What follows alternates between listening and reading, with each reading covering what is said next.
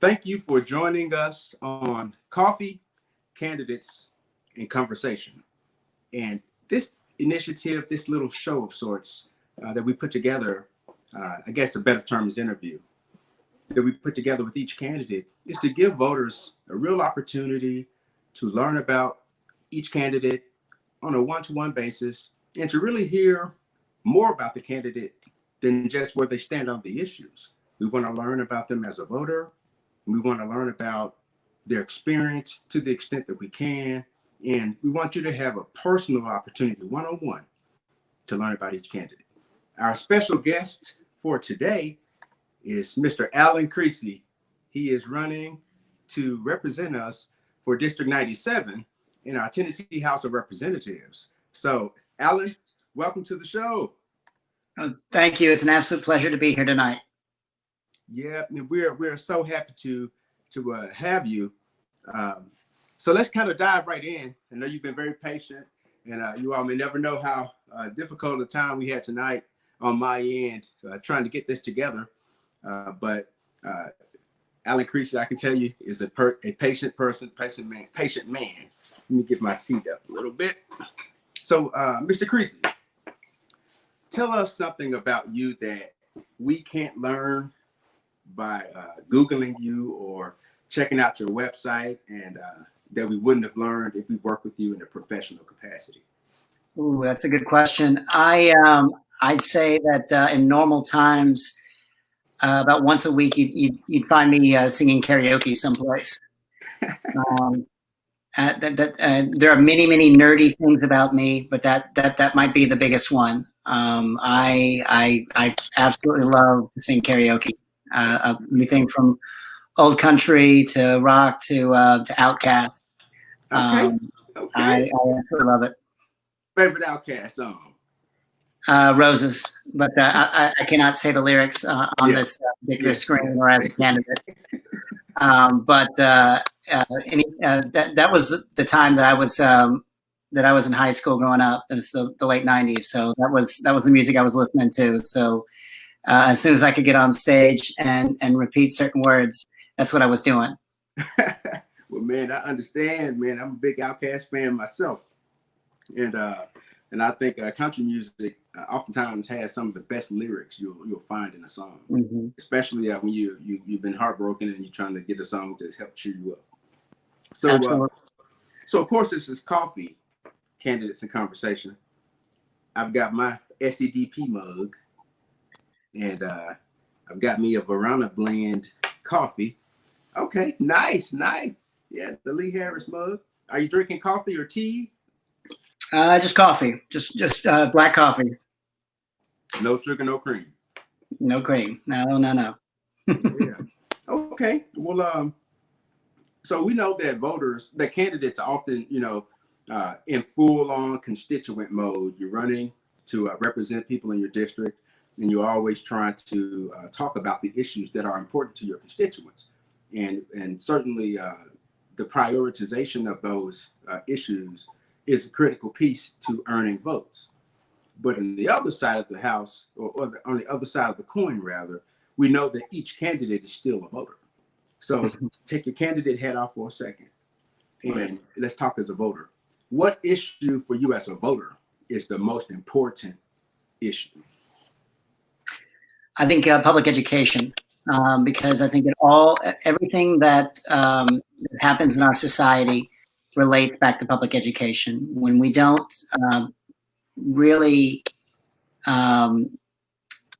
when we don't provide a child with the ability to succeed, we end up dealing with society's ills 18, 20, 25, 30 years from then.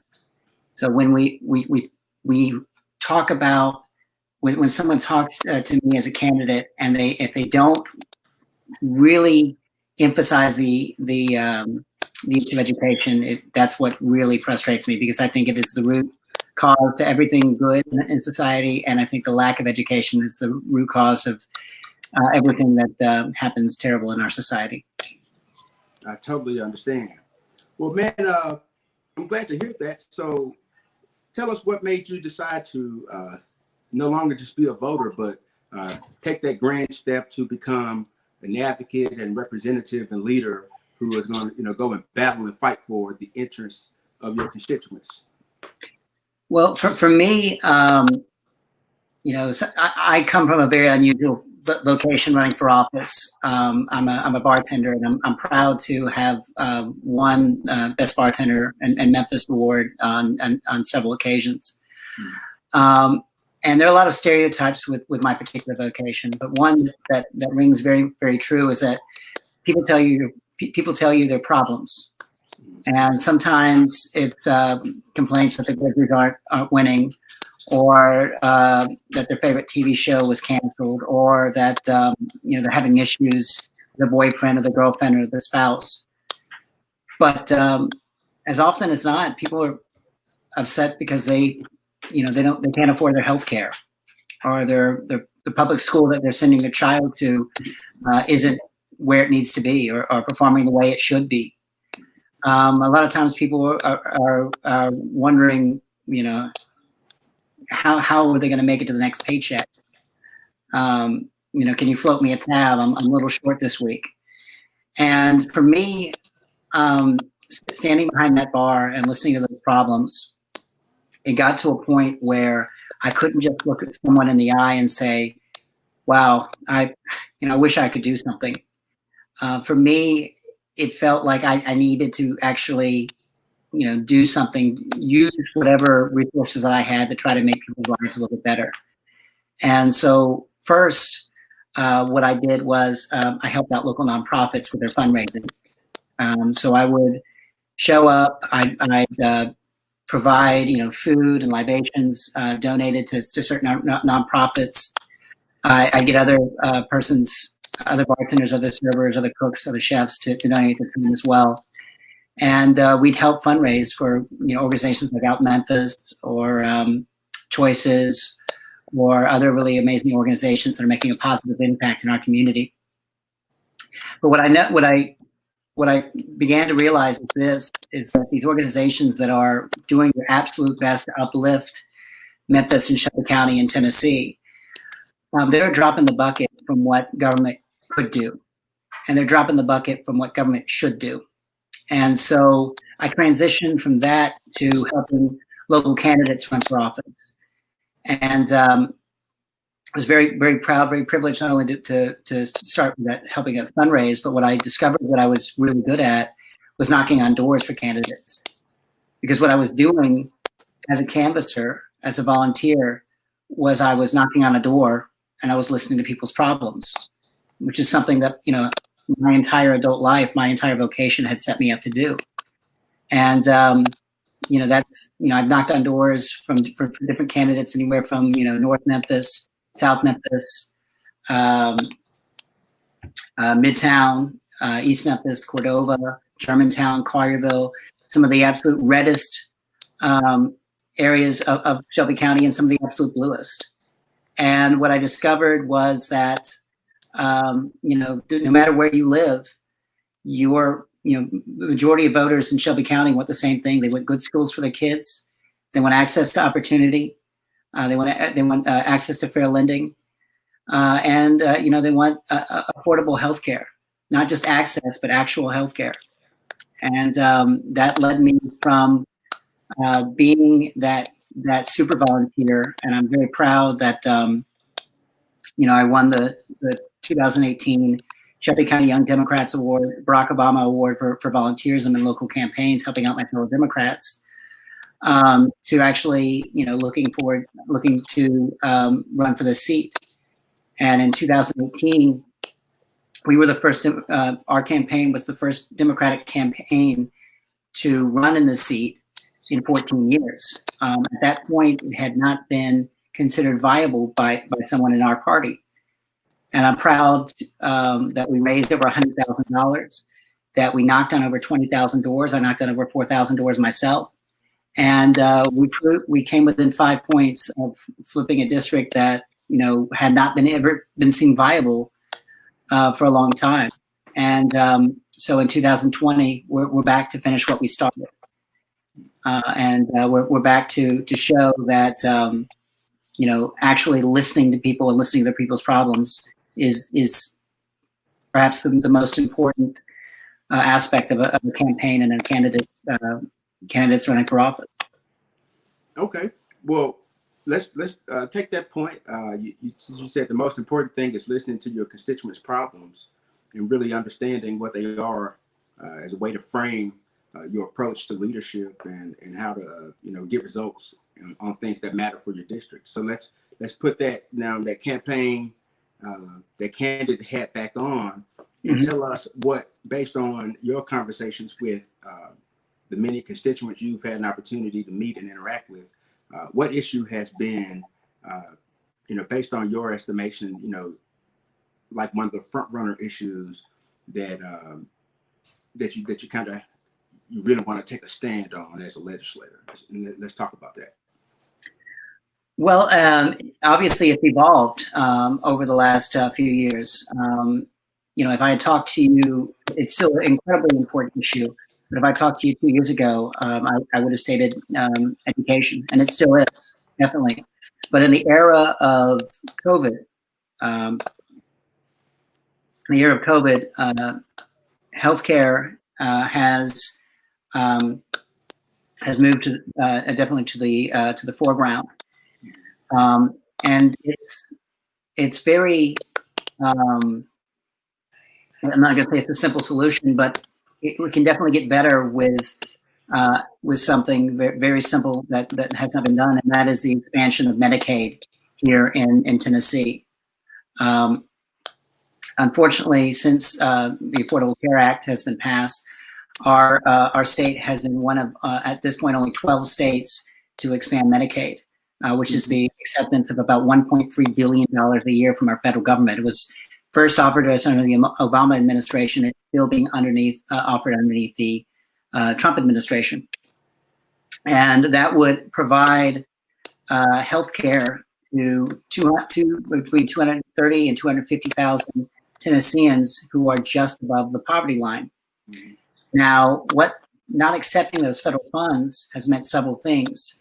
It's meant that depending on what your definition of a hospital to a clinic is, Tennessee has lost at this point over a dozen hospitals, majority of which are in rural Western Tennessee, and that's horrible and that's terrible. In the era of COVID, when it takes 45 minutes to get a hospital, people are going to die. But for folks who maybe not have the same empathy that you and I do, Chairman, there's another reason why Tennesseans, Memphians, and Shelby Countyans should be concerned, and that's because on average, Tennesseans are spending about 9% more on monthly health insurance premiums than folks in states whose state legislature have been wise enough to expand Medicaid. And that's for one reason and one reason only. Right now, when those folks who do not have health insurance go to an emergency room, need desperately emergency care, those costs are being shifted onto us. So whether or not you're a voter who is concerned with folks who need help and desperately need help, or for your own pocketbook, this is to me a very common sense issue, and I am looking forward to casting my vote, finally accepting these federal funds to finally make healthcare just a little bit more affordable in Tennessee. Okay. And I think that's a critical piece, especially in light of what's happening in our country with the rise and evolution of COVID-19, this pandemic. And it's had not only impact in terms of how we do business, but it's affecting now decisions relating to how our children and communities will be able to return back to school, and we'll be able to continue the education process. It's affecting people who have lost their jobs and now can't, and maybe don't have access to health care, and definitely not very many affordable options for health care. So I think that's a critical piece. How would you, on a scale from 1 to 10, how would you rank our response in the state of Tennessee to COVID-19? Well, I think 1 being Florida and 10 being Michigan. I would put us about a 3. We could have definitely started social distancing about a week or 2 weeks earlier. And also, when we have reopened past phase 1 to phase 2, I think sometimes the guidelines towards public meetings, restaurant openings, bar openings have not been specifically clear. Like I stated before, I work in a restaurant, and I proudly worked in restaurants since I graduated from University of Memphis. And as far as what my restaurant does, we are, going above and beyond what we need to do to make folks safe.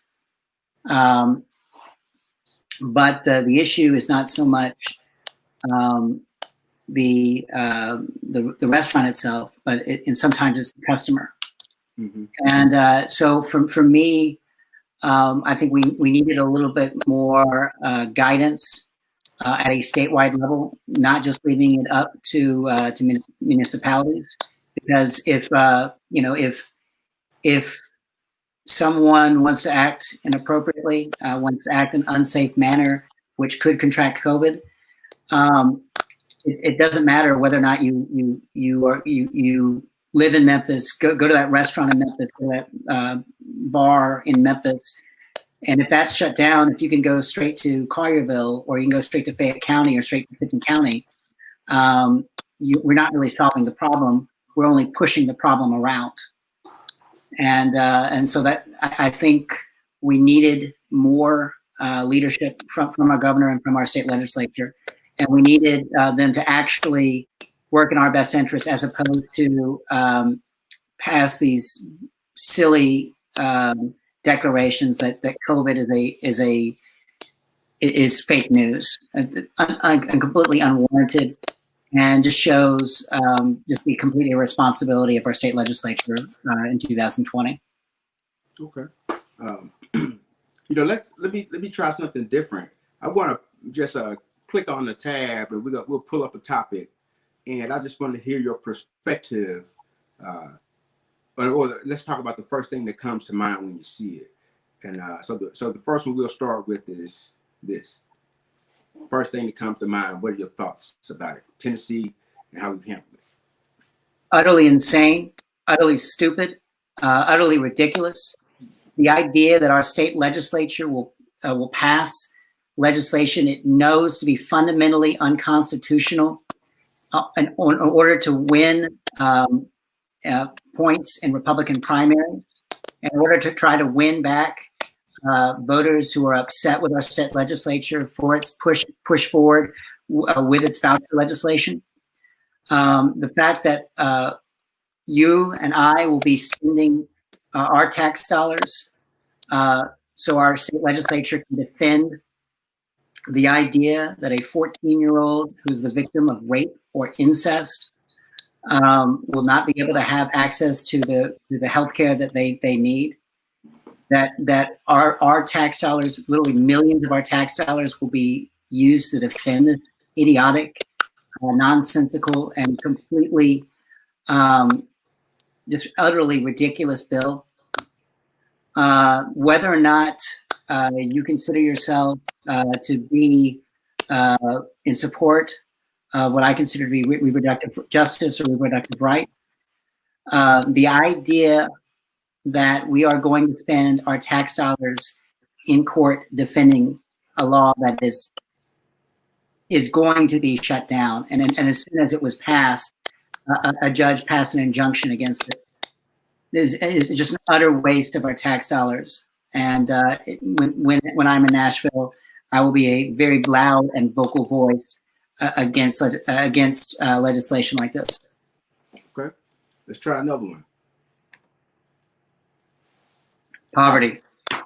Wow, it's a very big subject, and it's a subject that I think we all have on our minds right now. Something that's very worrisome to me The addition to we as a nation are seeing unemployment numbers to a degree that we have not seen in 90 years since the Great Depression. That's frightening. And what's been keeping folks afloat has been that additional $600 offered on top of unemployment. And I think that's what's been a stopgap from something that's very worrisome to me, and something, and that is folks are going to get hungry. Folks are not going to be able to pay their rent, and folks are not going to be able to pay their mortgage. And something I think that's going to exacerbate this issue is when folks don't have access to fair lending, don't have access to a credit union or banks in their neighborhood. The first outlet we see across Memphis and across Shelby County is a payday lender. Title Max, a check into cash. These entities can charge up to 450% in interest, which I think is utterly unjust and utterly against the biblical law of usury.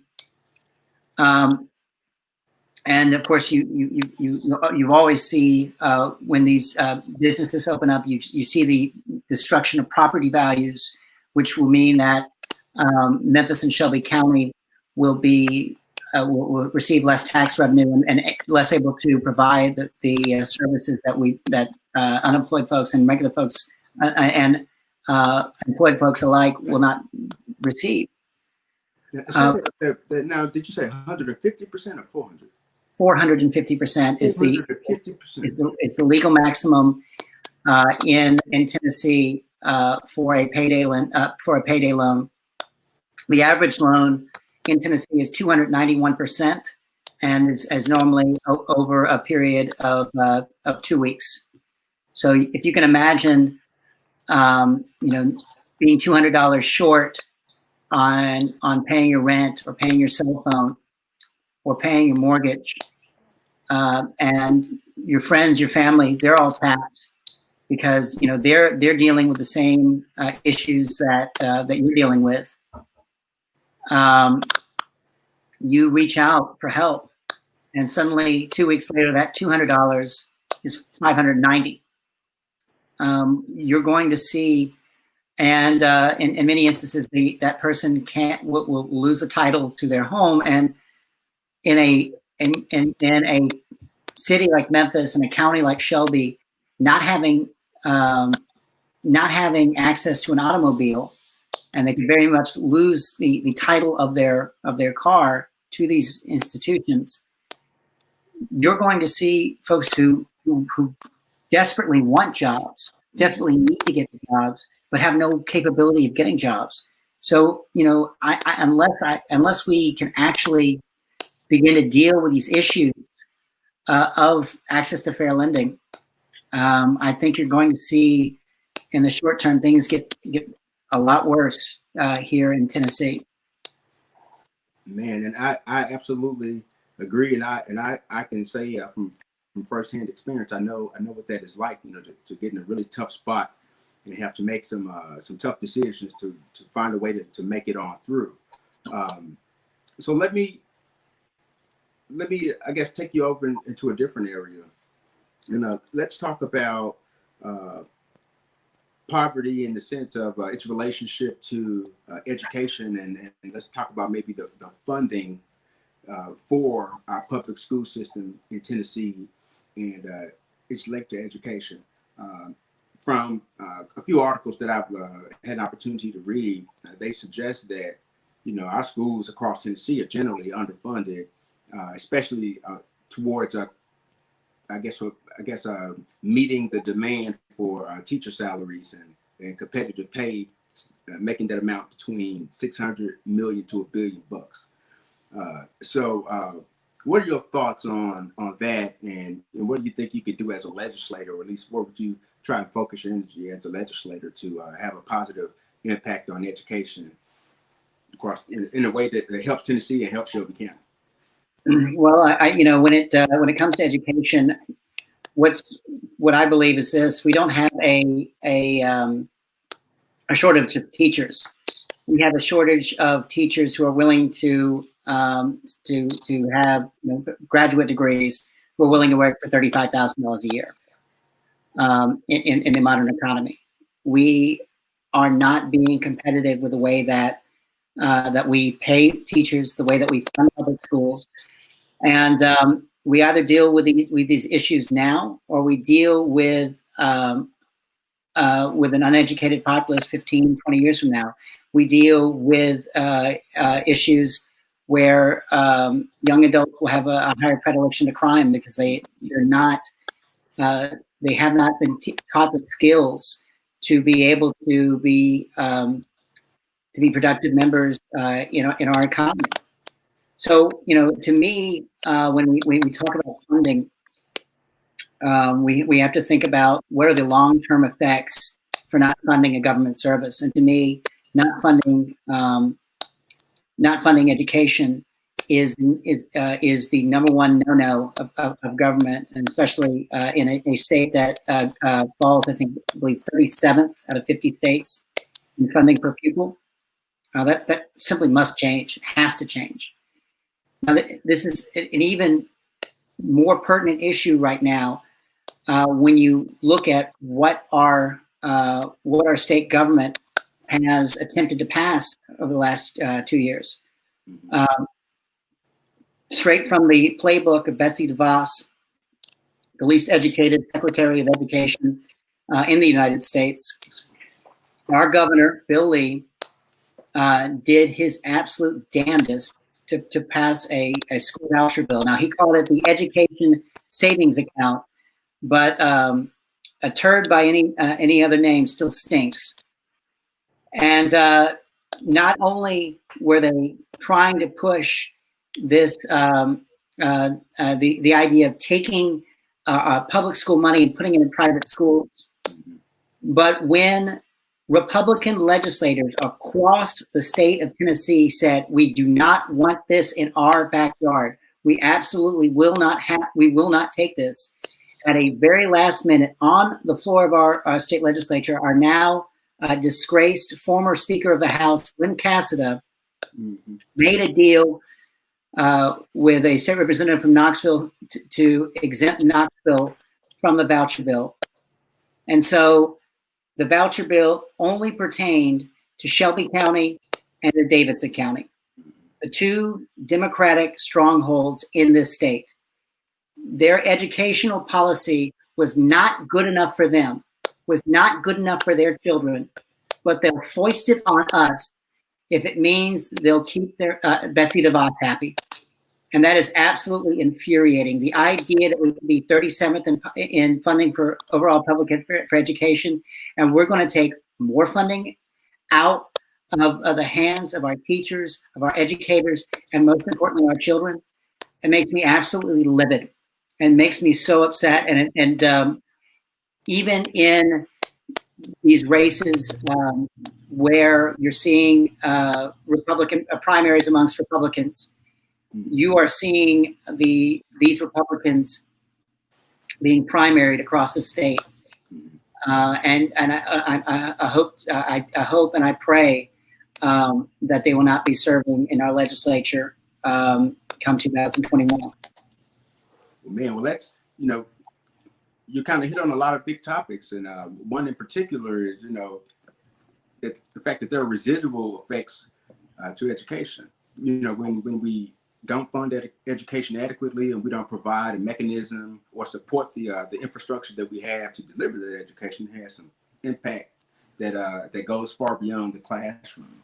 And so let's go beyond the classroom. I think one of the issues in Shelby County, and certainly it's one of the issues that I think we all know too well in light of COVID-19, is that employment and the ability to earn a livable, I guess, an adequate amount of money to make a living on and to be able to support yourself is tough in Tennessee, especially if you're getting paid hourly, you know, the minimum wage hadn't changed in what, a decade in Tennessee, still 7.25. And I mean, what are your thoughts on that? And you know, what's your strategy? Do you think what do you think the minimum wage should be adjusted to? What argument would you make to support the minimum wage amount that you think would be fair? Well, you know, I'm gonna address it in an odd way. My father, when he was putting himself through college at what was then called Memphis State, in between 1969 and 1972, he worked as a custodian. And as a custodian, he made $2.05 an hour. Now that sounds terrible. It sounds absolutely abysmal compared to the $7.25 an hour that is the federally mandated minimum wage, and is also the state minimum wage of the state of Tennessee. But when you adjust that for inflation, that would be roughly $13.70 an hour. And for me, you know, us as a nation, the goal of us of who we are should be that our nation should have more opportunity for our children than for what our parents had. And when it comes to the idea of wages, we're going backwards. Now, from 1970 until 2020, the last 50 years, in many ways, we have moved forward as a nation. We have moved forward in so many ways. But when it comes to the actual idea of paying people a wage where they not only can afford to put food on their family, pay their rent, but also be a driving force in the economy, being able to buy and purchase and move our economy forward, we're going backwards. And for me,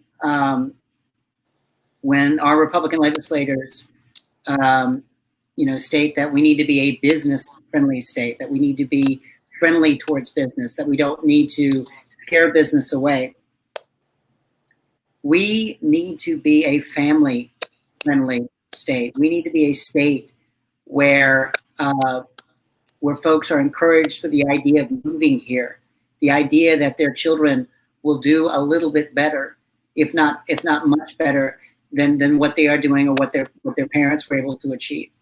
We have to move forward. We cannot be stuck in time, and we have to address this issue. And this is not when you look at other states. Obviously Tennessee has a Republican supermajority right now, but you look at Arkansas, who does have a Republican majority government, state government. They move forward with an increase in minimum wage. Yeah, and they have another one, a plan that should automatically roll it up again. Yeah, absolutely. And to me, what it's going to take is sitting down with folks across both parties and explaining and having a respectful conversation that what our state government is doing as far as wages are concerned is not to the benefit of Tennessee in the long term, and definitely not to the benefit of places like Memphis that do have higher costs of living than perhaps other areas of the state. And I totally understand. And an interesting story is about my grandfather.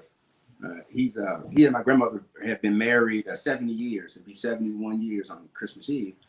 And he often tells the story of how on his first date with my grandma, that his dad gave him 75 cents to take her out on a date and asked him to make sure he brought some change back. And so he took her to a carnival, and they, had a good time at the carnival, and he was able to bring a quarter back to my great grandfather.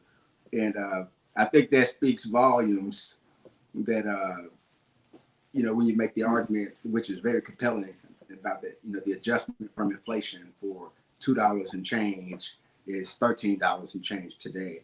And, and we're $6 and change, or really a $5 and change off the mark from where we need to be, just even in terms of that number being adjusted for inflation.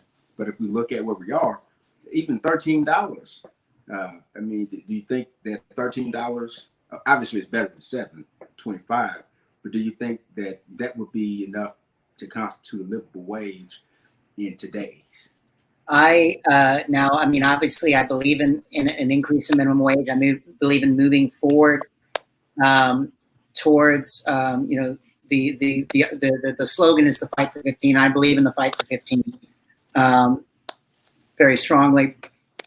I do believe in doing that in a graduated method over the course of 3 to 4 years, so it's not a complete shock to local and small businesses, but doing so in a way where we can begin to move forward, and we can do so within the next 5 years. Okay. Well, I have 2 more questions for you. One question, I think everybody wants to know the answer to this question, and that is, if you are elected and are going to go to Nashville to represent District 97, when you walk in, you're going to see 76 Republicans, or is this, I believe it's 72 to 76. I don't know the actual. I think it's 72 to 27 right now. 72 Republicans. We picked up a seat. You'll be one of 27 Democrats. Well, if you win, you'd be 28 Democrats to 71 Republicans. And so walking in to that mix, how do you plan to be effective? And what strategies would you employ, or employ to kind of be more productive in that environment? Well, to me, when you are a member of the supermajority of any legislature, or the minority in a legislature, you have 2 options. You can either scream bloody murder at the injustices that the party in power are doing. And yes, I completely empathize, and I completely sympathize with anyone who would want to do that. I mean, it is incredibly upsetting and frustrating to see the legislation that's been passed in Tennessee over the last 4 to 5 years. But to me, that's only a moral victory. What I'm looking forward is actually getting legislation passed that can move forward and actually make the lives of Shelby Countyans better. And I think someone who's done this fantastically well, amazingly well, and I consider a good friend, is Representative London Lamar. When she had not made too many friends when she walked into that legislature, but she charmed, she coaxed, and when she talked to legislators who are not in favor of reproductive justice or reproductive rights for women, she said, "Well, that's okay. We're going to disagree on that. Let's look at legislation that will make it easier, that will be able to take care of women in high school who are pregnant, and ensure that they're able to graduate from high school." And to me, I think you have to be creative. The main reason why I'm concerned about payday lenders is because of how it takes advantage of people and how they specifically target minority and veteran communities. But a Republican who lives in a middle-class district does not want those businesses in their neighborhoods. They don't want to see them there. They don't want to see the value of homes in their district degrade, because it put them being reelected in trouble again. And so for me, when it comes to issues like payday lending, when it comes to issues like Medicaid expansion, not just for the reason why I care about it, to me, it is finding someone who might have a different reason why to agree with an issue. This is something you'll never really talk about in forums or in issues, but you look at Northwest Arkansas and you look at North Carolina. In the last dozen or so years, they've had microbrewing booms. They are bringing in literally hundreds of millions of dollars through local breweries. They're bringing hundreds of billions of dollars of taxable revenue into their state. Mm-hmm. Tennessee has the highest taxation on beer in the United States. It's $1.51 a gallon. In comparison, Wyoming is roughly 3 cents a gallon. We have 20 members of our state legislature who in 2020 still believe in prohibition. But that leaves 79 who do not. So if we work together to lower taxation on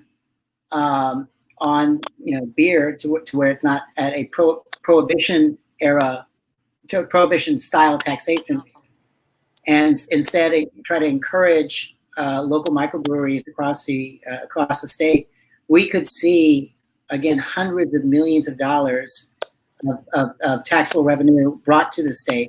And to me, any tax that you and I don't have to pay, that employs folks from across the state, means that you and I don't have to pay a certain tax, and it means that you and I can have greater access to resources provided by government. So to me, all of these issues come back to being creative, picking your battles, and when you meet a legislator that you only agree with 30% of issues on and disagree with the other 70%, you work together with them on that 30% that you agree with, that you agree on. Okay, so what if, and then this is, I guess, just a quick follow-up.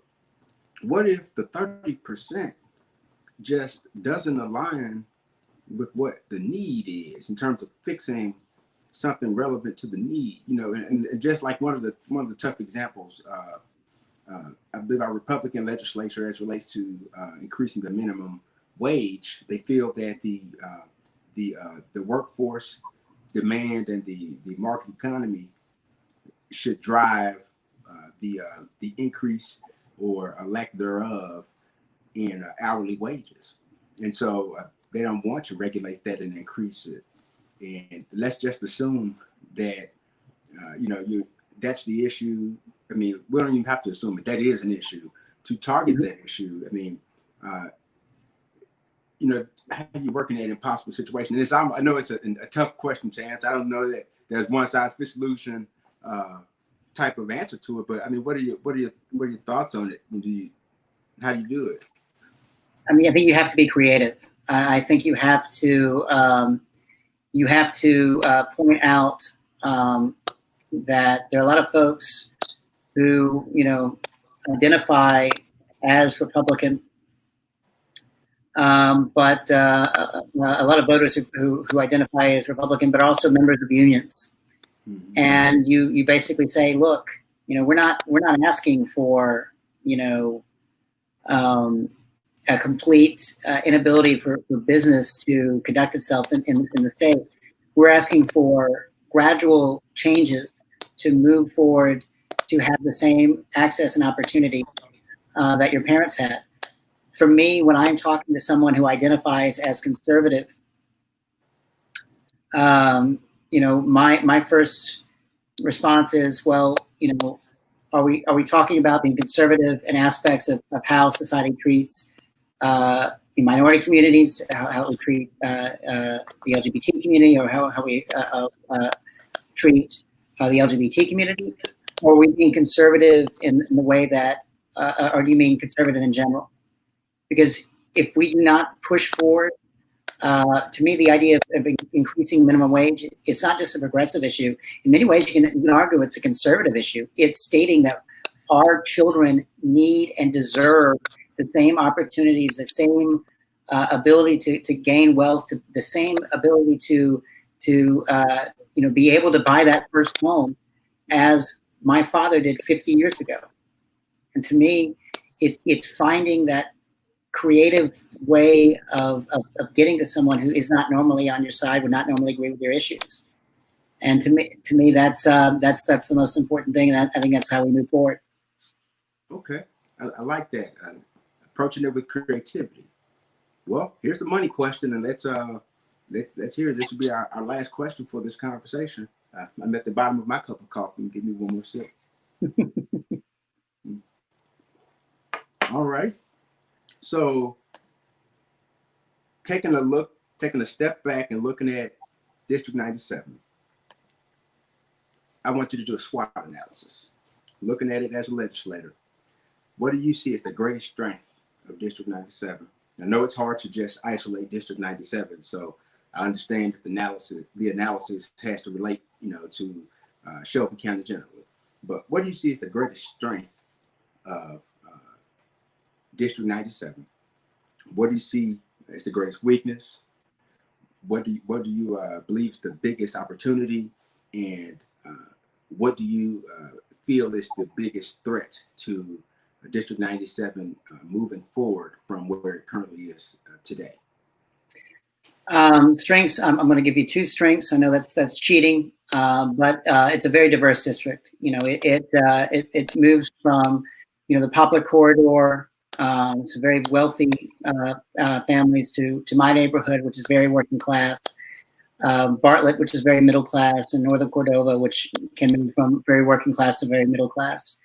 And to see that folks have so much in common and willing to stand beside each other to move forward with a Democratic candidate and Democratic ideals is so important. But beyond that, we have Bartlett City Schools, we have White Station, we have White Station High School, White Station Elementary. We have some of the most amazing public schools here in Shelby County and in Tennessee.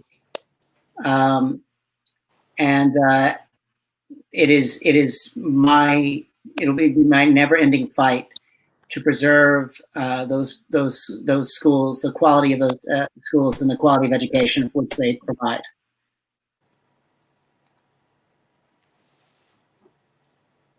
So, in terms of the weaknesses, weaknesses moving forward, we need more engagement from folks. Now, we had the same state representative for 14 years, and he ran unopposed, both in his Republican primary and in the general for more than a decade. So there has not been that level of engagement from government to citizen and citizen back to engagement. And that's something I'm working very hard with being as accessible as humanly possible to the voters of District 97. And that's why I put my phone number on every piece of mail on my website, and that my phone number is 901-538-1889. We need, for too long, we have been separate from government. We've thought of it as something else, as something that happened in Nashville and did not directly relate to us. And what I've seen, using my good friend Dwayne Thompson as a mentor and as someone who's really helped us, being able to receive that phone call from a citizen who's dealing with the issues of unemployment, and being able to get them connected to someone who can actually get them the government benefits that they deserve and that they so desperately need. And that phone number again is 901-503-1889.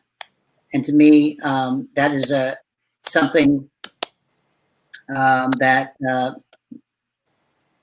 will try to fix that gulf that so many of the citizens of this district believe between themselves and the people who actually represent them. Okay. Opportunities moving forward.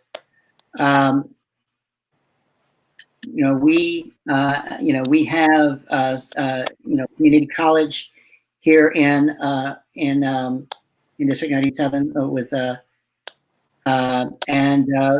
we want to move forward. The very southeastern tip almost touches University of Memphis.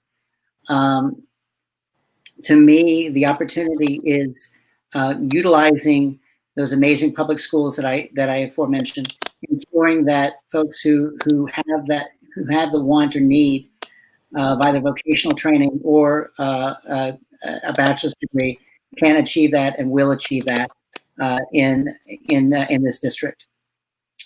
Threats. It's all going to come back to education again. With our state legislatures and our governors, constant push towards the privatization of public schools, towards the defunding of public schools. In an area where so many folks have most recently moved here from areas of Midtown, North Memphis, South Memphis, who have moved here to have a better life and a better opportunity and a better opportunity for their children. Nothing would sadden me more, nothing would anger me more than we lose the greatest asset of this area. And that's why when I go to Nashville, there will be a very loud, very proud, very vocal voice, but one who is willing to find friends across the aisle who will fight for public education. I like it. I like it. Well, Allan, you've done a wonderful job sharing information with us and helping us get to know you a lot better. And voters, if you're watching, take some notes and draw your chart out and watch this video for all the candidates so you can make a good decision about who will be the best representative. And I want to say a couple things really quickly before we give Allan Creasy an opportunity to close us out and ask for the vote and tell us why we should vote for him. And so what I want to share with everyone is something critically important to us. And it's that our census is ongoing. It'll be going, they'll be taking the census survey through the beginning of December, and we need to participate. I'm encouraging everybody, look, let's come to our census and take the census. It is critically important that we do so. That affects how money is allocated throughout our country. It affects how our district lines are drawn, which has the impact of affecting who represents us and having balanced representation across Shelby County. We do not want to miss this opportunity to strengthen Shelby County with balanced and diverse leadership. And so complete the census, and let's make sure that every dollar that should come to Tennessee and Shelby County actually gets here. And next, I want to say that, everyone can make a difference, and one vote can be the difference. You got to get out and vote. Make sure that if you've requested an absentee ballot, that you check on it early.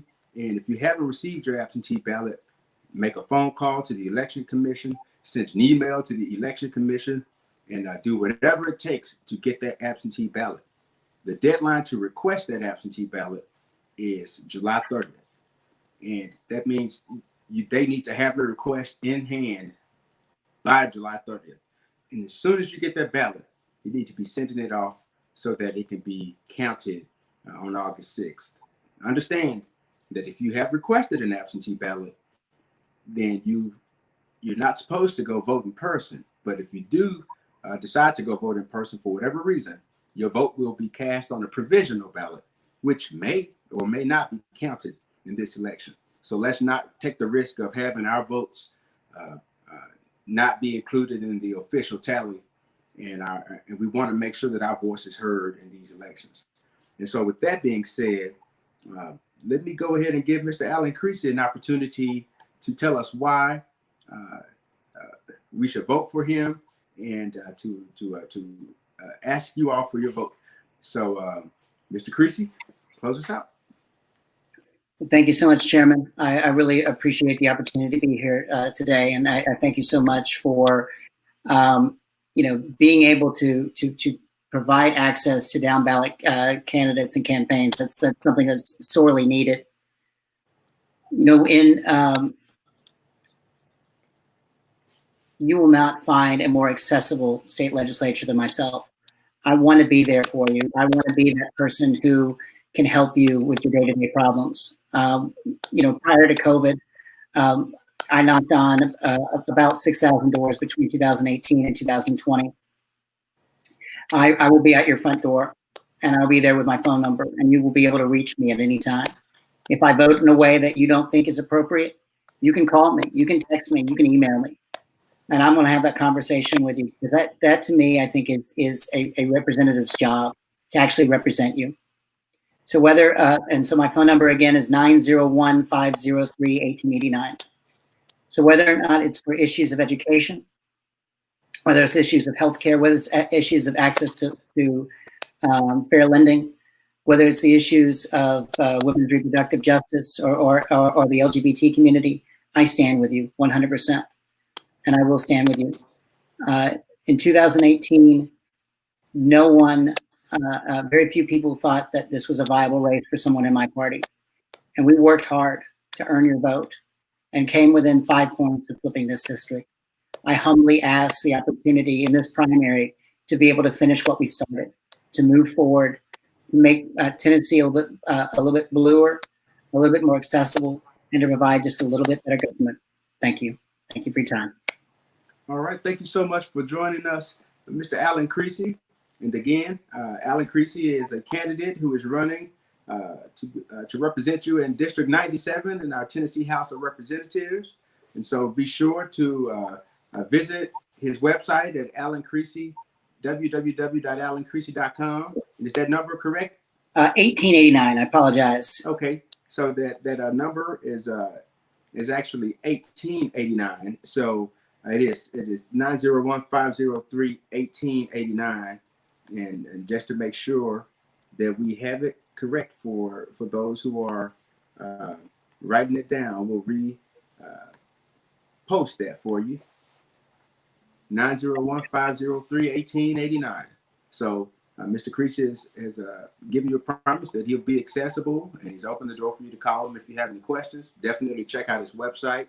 We think it's important to support candidates, and we think it's very important to evaluate all the candidates so that you can make a really informed decision. And that's what this is all about. So Allan Creasy, thank you so much for joining the Shelby County Democratic Party for Coffee, Candidates, and Conversations for this sessions and series. So thank you so much, and we hope you have a great day and a wonderful campaign period all the way through August 6th. So thank you so much, and thank you all for viewing. Thank you, Chairman, and thank you all for being here.